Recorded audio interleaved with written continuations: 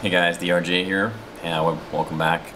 Today I wanted to talk about complexity versus depth. Essentially what I'm striving for is that complexity in a video game, more elements there are, do not necessarily equate to greater depth in that video game. They don't necessarily equate to greater fun. The first example that I want to talk about is World of Warcraft. It's really easy to pull out. You want to talk about, say, how World of Warcraft was when it first came out versus where it's at now. It's a really easy comparison to make. I think World of Warcraft actually came out right when we were sort of getting over 42, or maybe as about, I don't know. Just remember a whole bunch of us in 42 all joined the same server, Illidan, and we're all playing on that server for a long time. But anyway, that really doesn't matter. The point is, we played it, so I understand what the game was like then. I have played the game quite a bit now. I put a fair amount of time into it. But anyway, when you started off, basically we'll just use easy numbers for the sake of comparison. You know, when the game first came out, let's say you had 5 skills. Well, where you're at now, you have more like, say, 15 skills. I understand that, you know, those aren't the exact numbers. They differ depending on the class you're playing, blah, blah, blah. But the whole point is, when PvP first came out, or PvE, but especially PvP, you know, was very, very identifiable as to which class could do what and what you needed to do in this situation. And doesn't mean that the game was always balanced, but I think when you start adding in a whole bunch of new abilities, I mean, they more or less exponentially build on themselves and create that many more factors for the devs to have to balance, and essentially it's impossible. And then what ends up happening in a game like WoW is you start encountering things like homogenization. And if you go into PvP now, I mean, you feel like you're playing a Quake insta-give or something like that. You're immediately rooted, stunned, slowed, fucking just annihilated instantly, just blown the fuck up. Even if you're not, it just feels like there's nothing you can do to get away, because each and every class has so many different abilities of so many different types that's when you start running the homogenization thing. Basically what ends up happening is, wow, you cannot balance that many new abilities, especially when you have every class is getting those new abilities.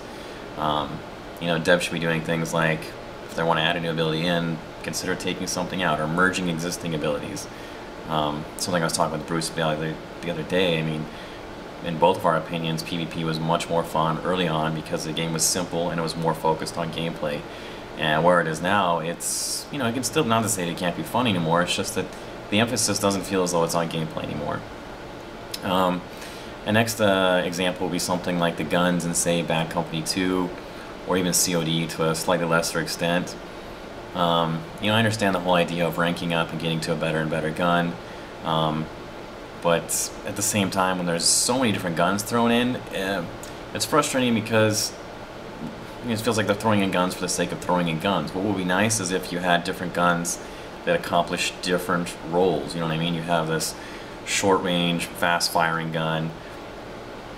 You know, you have a longer range, slower firing guns, etc., etc., and maybe a few guns in the middle there, or maybe even an option to do something like they give you a set of points, you get to allocate them yourself to develop your own gun. You know what I mean? You know, that might be kind of fun. Something I hadn't thought of one time.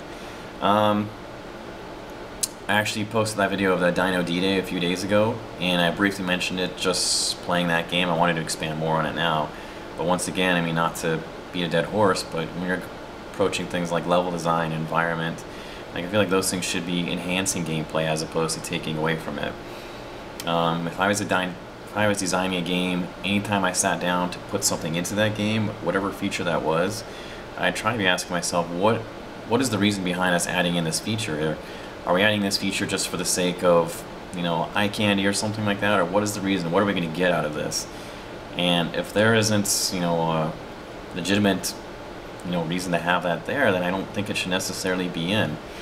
And it's not an easy problem to solve. You know, you guys have brought up things like, you know, okay, you think guns kill too fast, like, well, how fast should guns kill? Well, that's a really difficult problem to answer or to solve. There is no magical number as to how fast guns should fire. You know, it relates to all the different elements in game. Level design, you know, your movement speed, you know, your reticle on the guns, the whatchamacallit, the clip size, the whatever perks you're using. I mean, your teammates. I mean, you can have so many different factors, and at the end of the day, You just need somebody that's sitting down and playing with it and be like, this feels right or this feels wrong. And I think, you know, I guess what I want to get across to you guys is not, I don't know, I don't necessarily saying how games should be per se, but I just want to get you guys thinking about why things are the way they are, and you know, whether or not I disagree or agree with them, and whether or not you guys even agree or disagree with them. That the reason why games have started going the way that they are, this is actually a point I made to somebody in the video the other day, is essentially because it's selling lots of video games. I'd be very, very curious to know. I would love to sit down and, like, say, the COD4 dev table, or COD dev table period, and just be like, and actually hear what are the reasons behind the changes that they made. Like, were they arbitrary, as in they randomly sort of selected them, pulled them out of a hat, and this is the game they came up with?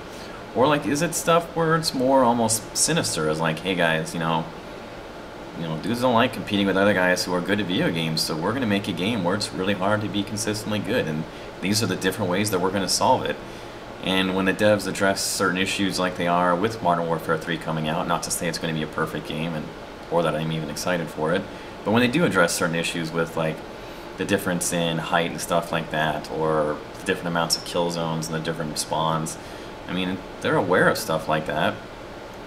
But at the same time, like from my own experience with Battlefield 42, Battlefield Vietnam, etc., I know that unfortunately the quality of the player that you are can really sway and change basically how you think a game should be designed or developed. You know, as a result of basically playing on the different teams I have and meeting a bunch of friends, you know, I have, you know, fortunate enough to speak with a bunch of guys who work with it at a number of different game companies, you know, Blizzard, Valve, and from what they tell me that, you know, at least over at Valve when they're designing their games, you know, it's like a team balance function. There's no one or two guys or even a team that sits down to balance, it's everybody. And I know, like, even on my own, you know, Battlefield or Battlefield Vietnam teams, like, none of us agreed on basically what should be happening. And even on, like, say, arguably the best team in North America at the time, like, there were some pretty different opinions, and there were some pretty different play levels too. So that would be really, really hard to do.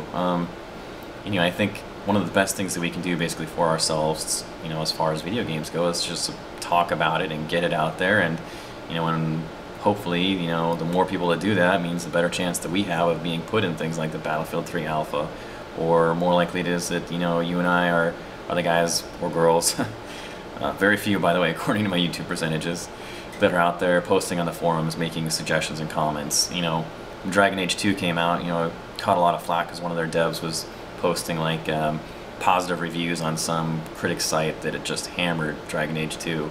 So, I mean, the devs are out there, they are reading stuff, they are looking, and the more we can talk about it, better chance we have of better games. Anyway, as usual, let me know questions, comments, critiques. Love to hear them, and I love to respond to them. So stay tuned for more.